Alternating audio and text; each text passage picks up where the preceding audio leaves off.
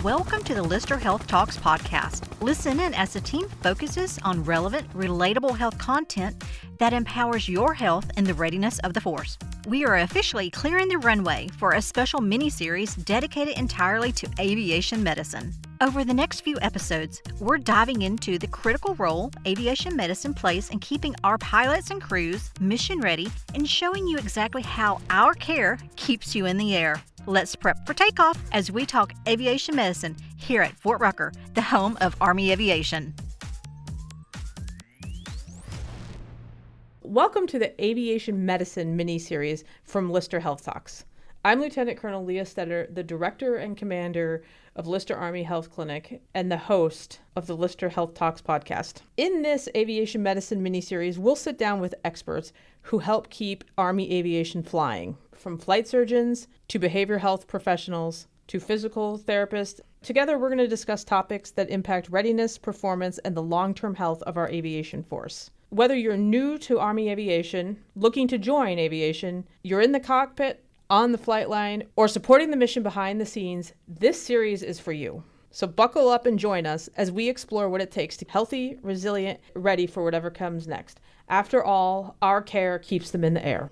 For our first episode in this aviation mini-series, we're going to talk about when to start your flight physical, and the key takeaway is don't wait. Today, I'm lucky enough to be joined by Liz Johnson-Bailey. Hi, I'm Liz Johnson-Bailey. I'm an aerospace medicine physician assistant. I have been at Lyster for 16 years. I am now at the Aeromedical activity and review flight physicals. I love aviation medicine, not so much the flying part because I'm not a great pilot, but I'm a much better medical provider. Ms. Johnson-Bailey, what is the biggest mistake people make when preparing for a flight physical? Okay, so first of all, let's start with brand new applicants. If you are someone who says wants to go to flight school or you want to put in an application, I have a completely non-aviation related job, you want to start a minimum of 6 months prior to your anticipated acceptance date. I recommend a year. It is going to be a minimum of 3 months before a physical is reviewed from the time it's submitted and put through the administrative processes. It may take 2 months for you to get your workup complete. So start at least 6 months prior. If you are a rated aviator or you are already in the aviation pipeline, you have wings, you're a crew member, you're an ATC, you have what's called a birth month window. That birth month window starts 2 months prior to your birthday. And surprise, your birthday's the same day every year of your life. It has never changed. So if your birthday is in August, your birth month window starts in June, 2 months prior to your birthday. Your physical expires on the last day of your birth month for people who are in the aviation pipeline already. So you start your physical when that birth month window starts. That helps mitigate any timeline problems in getting all of the things accomplished you need for that physical. It's also good for health prevention because as we get older, there's other health screenings that have to be done. You have women's exams, you have colonoscopies, things like that. If you never forget when your birth month is and you know, oh, hey, I'm turning this age and I need this screening, and then you know, oh, okay, at age 45, sometime before my birth month, I need to get that screening done. And then 3 years later, like, oh, when did I get that done? It was around my birth month. Happy birthday to you. Get your screenings and your physical done. Can you tell us how our ROTC cadets might seek out flight physicals? So ROTC cadets generally get flight physicals during their summer camps associated with their schools.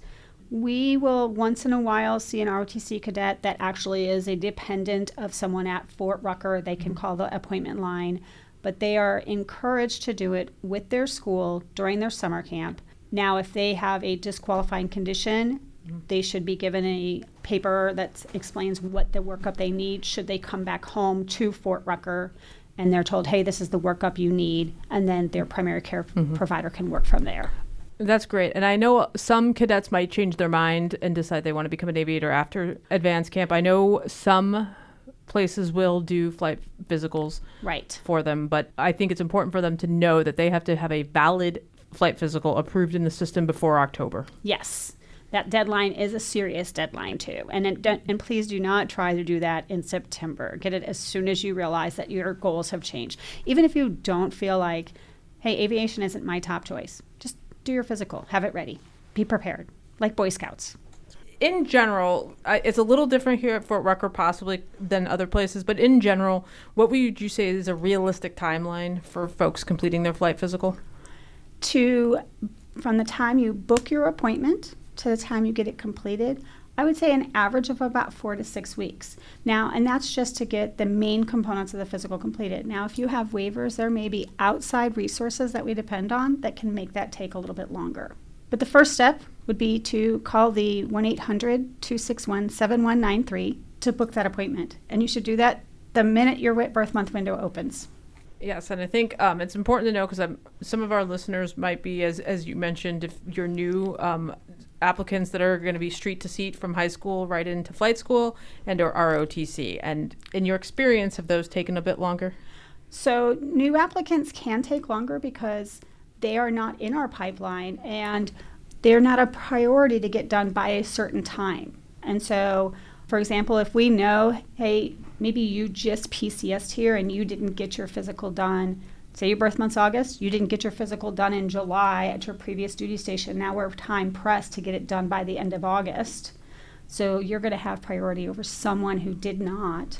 Whereas a brand new applicant, there is not a priority on our end to get you done by an application deadline. That priority would be placed on you. Is there any records or paperwork that new applicants should gather to bring into their appointment? So if you have a MEPS waiver or an accession waiver, a DOD-MERB waiver, those are sometimes documents we do not have in our medical record that you may want to bring with you to that appointment. Most medical records we have access to. Now, there may be something that you fill out when you're filling out your report of medical history that you will be asked during your interview portion that we ask you to bring in additional documents to. But about 80% of medical records are in your electronic health record and we have access to. Perfect. You've brought up several times about approving flight physicals. I think it's important for our listeners to understand, especially those that it's their first time, that the flight surgeon is not the final approver. Is that correct? That is correct. So there is a process. So you will start by booking an appointment. Your first part of your appointment is booked with a physical exams technician. They will take your history. You will fill out your paperwork. You will then process through a screening for vision. You can do a screening for hearing. Depending on the type of physical, if it's a short physical or a long physical, you may have lab work to do. You may have lab work that is your readiness lab work, like maybe your HIV, or you may have physical lab work. Then you will, if you do not pass screening for vision or hearing, you may have a visit with the audiologist or the optometrist. Then you will have a Part 2 appointment booked with a flight surgeon who will complete the head-to-toe assessment. During that Part 2, you will also complete your periodic health assessment, Part 2. The form is then completed. It's an electronic form. It's submitted electronically to the Aeromedical Authority where it's reviewed. The flight surgeon makes a recommendation on whether you're qualified or disqualified. The Aeromedical Authority actually is the qualifying body. So you may get an upslip or a downslip by your flight surgeon. It still may be disqualified or qualified at the Aeromedical Authority and sent back to that flight surgeon for a correction or more information. And so those actually, before the reviewer at AMA gets it, is coded. Any medical conditions are coded by a coder, and then they're reviewed by a reviewer. I think that's great information for folks to have, especially new personnel. Personnel that are already on flight status will receive temporary duty upslips or while they're waiting on waivers. We get a lot of phone calls for our first time flight physicals. Because people feel like I went to the provider's office and they gave me a piece of paper, so I must be good, not realizing that 3 or 4 months later, you may get a call from that flight surgeon's office that, hey, we've had a little bit of a hiccup. We need you to come in and clarify a few things. We've talked about RTC and walks, but there are folks that are at military academies and they should be able to see the clinic that's closest to them for flight physicals. If not, they need to go find an Army flight surgeon or a clinic to do flight physicals, correct? To my knowledge, all of the Army academies have flight surgeons that are integral to them. Oh, perfect. More than one. Yes, they should. Again, just the October date is a fast date that cannot be changed. So I know some folks know they want to be pilots for their entire lives and will have their flight physical done before camp, but do not wait long. Could take up to 3 to 6 months to get approved. Right. If you just watched Top Gun and said, hey, that life is for me, and you're not in a Navy Academy and you're at an Army Academy, you better get going.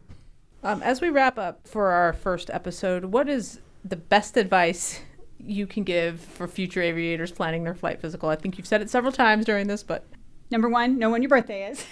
No, really, it's to be open and honest in all of your medical history. Transparency is key. There are people you will encounter in your military career. They may be family members who will tell you, oh, you shouldn't tell your flight surgeon that because that's going to limit your flight career. Your flight surgeon is not your enemy. Your flight surgeon is probably your best advocate for your career-wise. If you have a condition that is flight limiting, your flight surgeon is going to be the one who can tell you the ways to mitigate risk and to fight for a waiver for you. To willfully not report conditions is the first step in making sure you don't have a flight career. That's excellent information. And then thank you so much for joining us today. No problem. And until next time, this is Lyster Army Health Talks. And that wraps up our first episode of our Aviation Medicine mini-series on Lyster Health Talks. Stay healthy, Fort Rucker.